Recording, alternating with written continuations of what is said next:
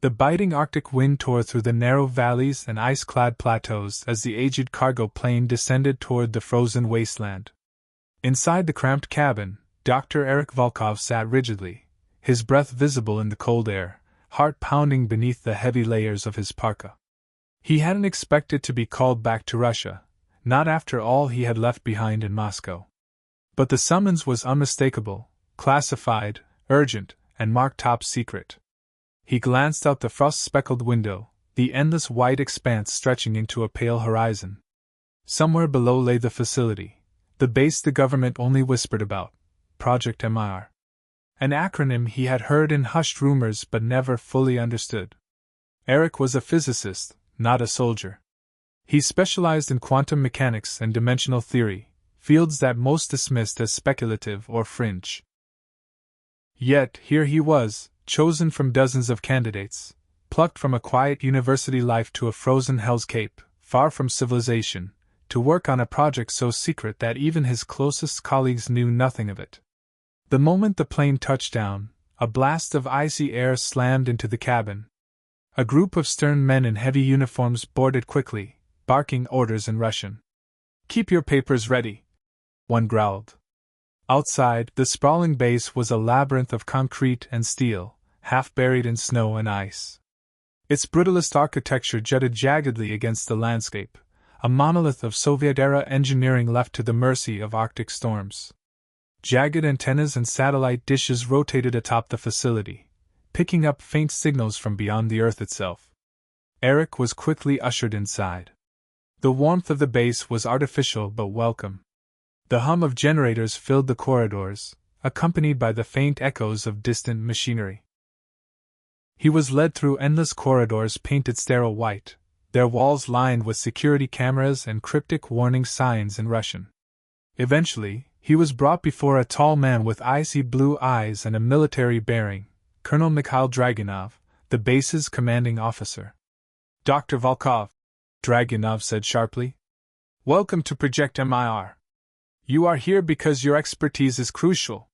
What you will see and experience cannot leave this base. Do you understand?" Erik nodded, swallowing the lump in his throat. The weight of secrecy pressed down on him like the Arctic ice outside. Dragunov continued, "We study something beyond normal science. Something we have contained but barely understand. Your job is to observe, analyze, and assist in research. No interference, no heroics." The words hung in the stale air. Erik felt a cold shiver that had nothing to do with the weather. He was taken to his quarters, a small, windowless room with minimal comforts. Outside, the wind howled like a living thing, the snowstorm relentless. Through the thin walls, he could hear the distant hum of machinery, the faint crackle of static on a radio. Something about the base felt wrong, oppressive, alive. That night, as Erik lay on the narrow cot, sleep eluded him. His mind raced with questions. What was this something the project was studying? Why such secrecy? And why had he been chosen, a mere academic, to face it? He heard footsteps echoing down the corridor, muffled voices speaking in hurried Russian. The sound stopped abruptly outside his door. For a moment, the silence was complete, then a faint metallic clang, like a door sealing shut. Erik's eyes snapped open. The weight of the unknown pressed down. This was no ordinary research station. This was a place where something had gone terribly, irreversibly wrong. And he was right in the middle of it. The days after Erik's arrival blurred together under the relentless Arctic twilight. The sun, barely rising above the horizon, cast a pale gray light over the facility's concrete walls, making the endless corridors seem colder, longer. Erik's routine quickly took shape. Mornings began with briefings in a windowless conference room where scientists and military personnel shared guarded updates. Most of them avoided eye contact, their faces drawn and pale. Rumors whispered of the base's dark history, decades of silence, sudden disappearances, and a research subject that defied explanation. The facility itself was a maze. Labs filled with humming machines, banks of blinking monitors, and strange devices pulsed with unknown energy. Erik's workspace was a small room cluttered with equipment analyzing electromagnetic fields and quantum fluctuations. The most guarded section of the base was Sector 7. Access required multiple clearances and biometric scans. No one spoke openly about what lay inside, but Erik quickly learned it was home to this subject. The anomaly they studied, locked behind thick steel doors and layers of security. Curiosity gnawed at him. On his second day, Erik caught a glimpse through a narrow viewport into Sector 7's main chamber. Inside, under harsh fluorescent lights, was a large containment unit, a cylindrical, transparent structure filled with a swirling dark mist. The mist seemed alive. It moved with purpose, coiling and twisting as if it had a will of its own. The faint glow inside cast shadows on the walls that seemed to writhe. Scientists monitored screens displaying strange data, spikes in unknown radiation, impossible energy signatures, and fluctuations in time measurement. Erik was told the subject was an interdimensional rift, a tear in the fabric of reality accidentally opened during previous experiments. The goal was to study and contain it, but over time, the rift's influence had begun to seep out. Strange things began happening almost immediately. Equipment malfunctioned unpredictably. Sensitive instruments recorded spikes in electromagnetic interference that defied explanation. Walkie-talkies emitted ghostly whispers in Russian and other languages. Personnel started reporting odd sensations, cold spots in warm rooms, the feeling of unseen eyes watching them, and fleeting shadows darting just beyond their vision. Some complained of headaches, nausea, and nightmares filled with alien landscapes and distorted faces. Erik dismissed the stories at first, chalking them up to stress and isolation. But the more he observed, the harder it was to deny. On one late night, alone in the monitoring room, the power flickered. The containment unit's mist surged violently, momentarily forming a vague humanoid shape before collapsing back into swirling darkness. His heart pounded as a whisper echoed through the speakers. "Leave now!" in a voice too distorted to identify. Erik froze, sweat chilling on his skin. The voice was not from any radio, yet it was unmistakably real. He quickly checked the equipment. No interference source. No explanation. As days passed, tension mounted. The security team reported strange noises outside the base, unidentifiable roars and mechanical screeches echoing over the tundra. One guard vanished during a routine patrol. His radio crackled out a panicked message before going silent forever. The scientists grew more paranoid. Meetings became frantic discussions about whether to escalate containment protocols or shut down the project entirely. Colonel Dragunov remained stoic, insisting the mission continue, no matter the cost. Erik's dreams worsened. Night after night, visions of otherworldly landscapes haunted his sleep, twisted, jagged spires reaching into a crimson sky, creatures with too many eyes, and a looming, indescribable presence calling to him from the void. He awoke one morning to find a message scratched on his door. "They watched through the veil." Panic clawed at him. Was it a warning? Or a threat? Whatever this experiment was, it was no longer contained. And the base was descending into madness. The atmosphere at Project MIR grew heavier with every passing day. The boundary between scientific observation and outright obsession blurred as the research team, led by Colonel Dragunov and Chief Physicist Dr. Sokolov, ramped up their experiments on the interdimensional subject. Erik watched as colleagues who once seemed rational and composed began unraveling.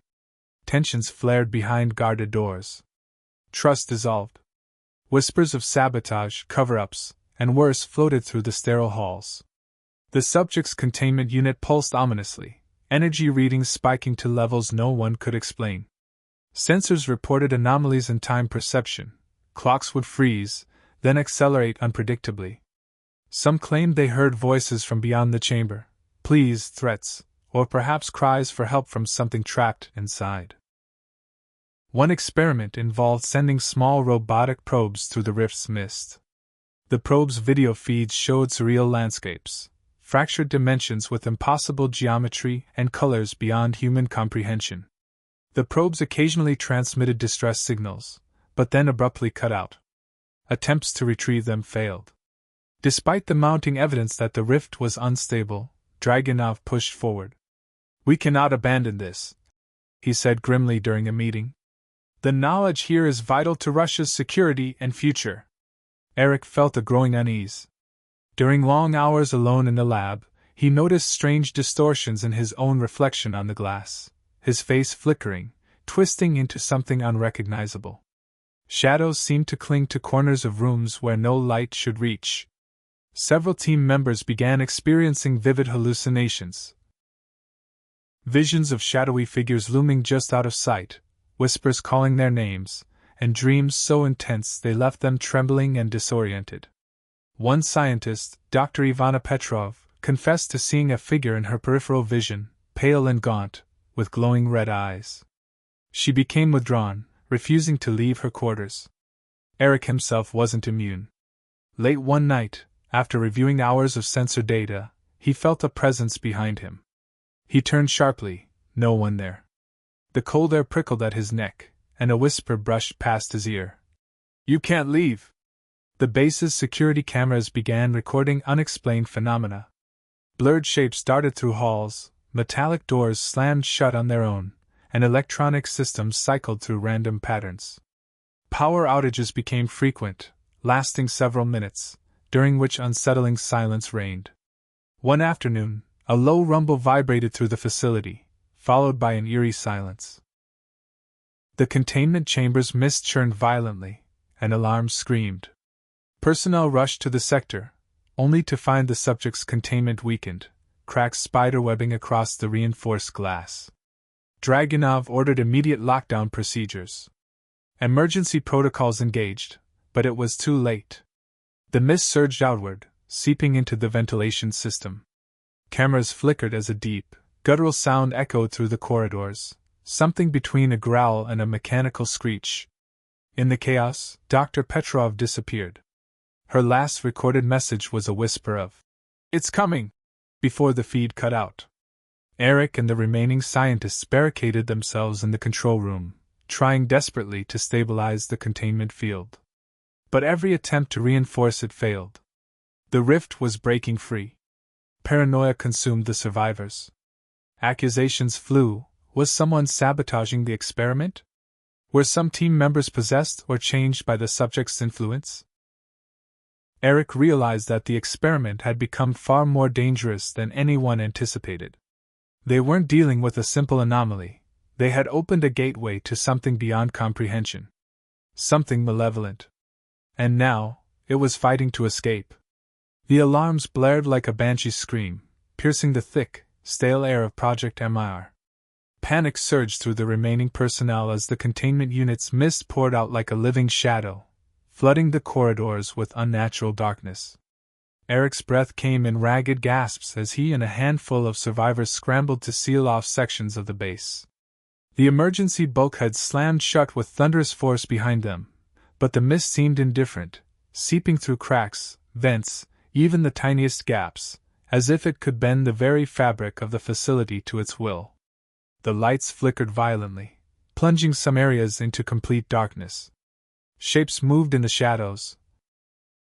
Hulking, distorted forms that twisted and shifted, their eyes glowing an unholy red. Screams echoed from deep within the base, human, but warped by terror. Erik stumbled down a corridor, desperate to reach the control room. Behind him, a guttural roar shook the walls. He dared not look back, but the air was heavy with a suffocating presence, cold and alive. They were losing everyone. One by one, his colleagues fell, snatched away by unseen claws, dragged screaming into the abyss beyond the veil. Others were found catatonic, their minds shattered, muttering incoherent fragments about the darkness, the Watchers, and the end. Desperation gnawed at Erik's soul. Communication with the outside world was cut. The base was a tomb, sealed off by layers of ice and government secrecy. No rescue was coming. In the chaos, Erik encountered the true form of the subject, a towering, gaunt figure with pale translucent skin stretched taut over impossibly long limbs. Its eyes burned like molten rubies, and wires embedded in its flesh pulsed with erratic energy. Its voice was a chilling rasp, echoing in Erik's mind. "You opened the door, now you must pay." The creature's movements were unnatural, jerking and fluid at once, as if it existed partly out of phase with reality. Erik fought the overwhelming urge to flee, but his body was frozen by a cold dread that pierced his very bones. Using every ounce of strength and scientific knowledge, Erik managed to reactivate the containment field for a brief moment, forcing the creature back into the chamber. The mist recoiled, and the base's systems hummed back to life, lights stabilizing, alarms silenced. But the victory was hollow. The containment was fragile, and the cost was steep. Many were lost, and the psychological scars ran deep.